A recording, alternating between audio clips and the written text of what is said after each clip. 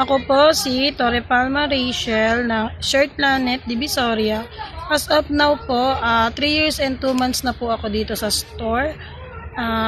Wala po akong late ng December, January and February. Meron akong undertime ng December 25 na isa. Unauthorized absent naman po is wala.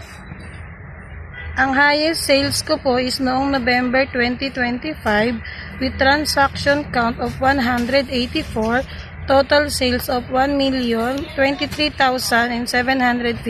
pesos. Last month, bulk order ko po is may 18 with total amount of 458,403.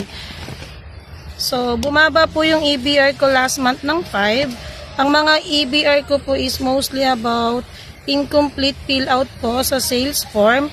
Upang maiwasan po ito is i-check pong mabuti yung mga form natin like SOF bago ipasa sa office kung na pirmahan na po lahat ng mga details.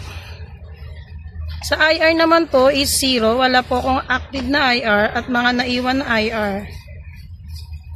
Bali sa coworker review naman po is meron akong average na 3.35, excellent good is 3. Para ma-improve ko po ito is maging proactive pa po ako sa lahat ng bagay at mas maging productive pa ako sa araw-araw upang mas makatulong po ako dito sa store namin. Ang positive comment naman po sa akin is masayang kasama at maayos sa workplace. Ang general comment naman po is kailangan ko na pong mag-step up as a team leader at maging mas mapagmasid pa po ako sa mga display na magulo or need ayusin dito sa store.